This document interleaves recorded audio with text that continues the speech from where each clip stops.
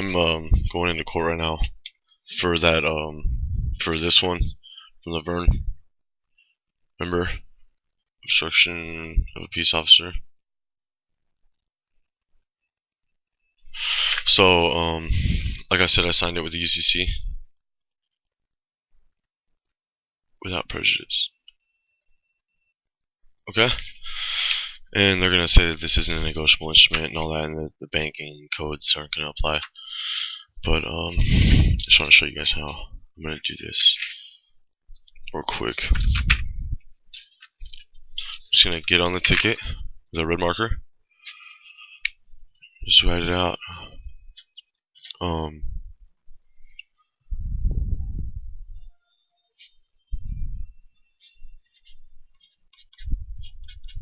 Refused for cause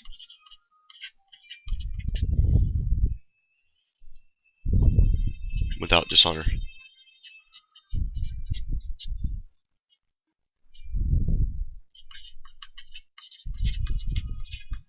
Okay. So let's see. You see that?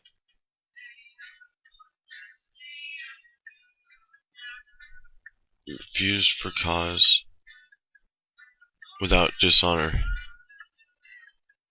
Okay. And I'm just gonna date it. What is it? 12/28.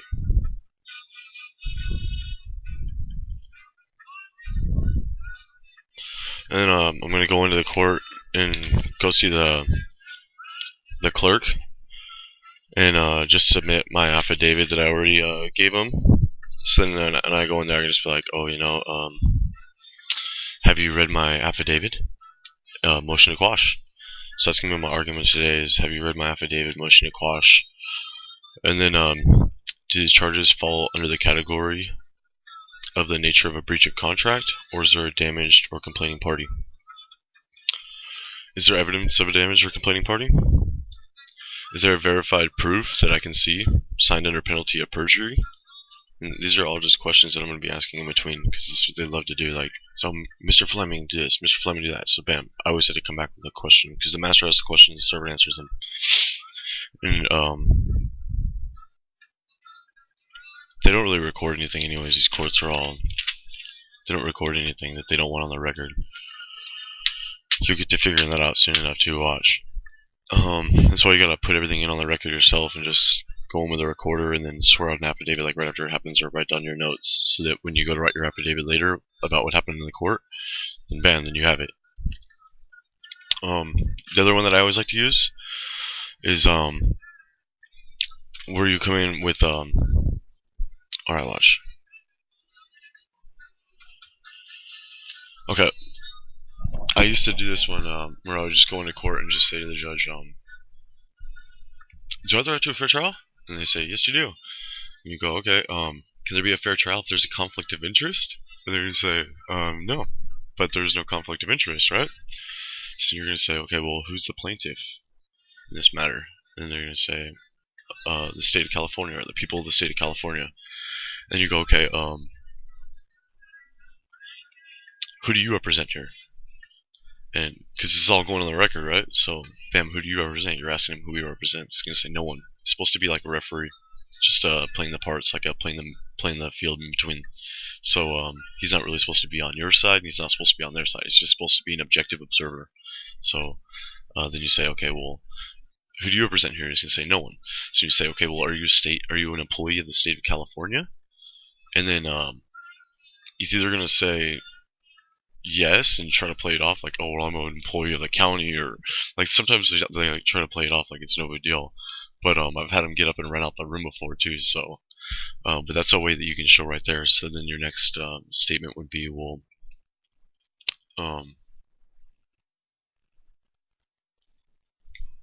okay,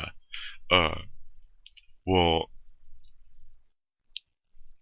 wouldn't it be a conflict of interest because the people of the state, it is a conflict of interest. The people of the state of California are the plaintiff, and then the people of the state of California are gonna be the judge, the third party intervener, where he's supposed to be biased, and he's being paid by the same people who are basically like prosecuting you.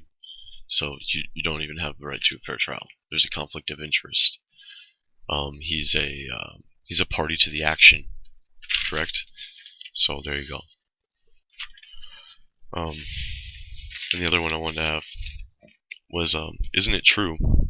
Because any presumption that you make that's unrebutted stands as truth, right? So if I get it in on the record, then when I write my affidavit later, then it's like, well, I already came into court and I said all this, and now the court's in fraud. You're trying to continue to adjudicate a sovereign, which is imprisonable for 10 years. So here we go. Without my consent. You can't adjudicate me without my consent. Isn't it true that all acts, statutes, bylaws are only applicable to public servants, employees, subjects, U.S. citizens, bar members, and not a sovereign man? And then with my affidavit, oh yeah, and then you want to make copies of all this stuff too. So I got my copy, so I'm going to go make copies of this right now. And I have my copies of the original too. So, and the other thing I'll do is I'll just send this back.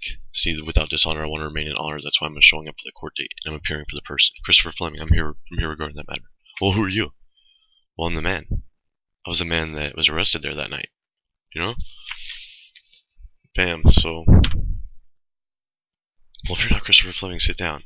Or Mr. Fleming, do this. Or Mr. Fleming, do that. Watch. They always try to create the joinder. So we'll see what happens. Besides that, I don't really see this going anywhere. It's a obstruction case, and they don't really want to go to trial on these, especially if I'm going to go in there and tell them that I'm not going to plea. So they're going to put a plea for me without my consent. Alright, there, guys. So that's the plan. Later.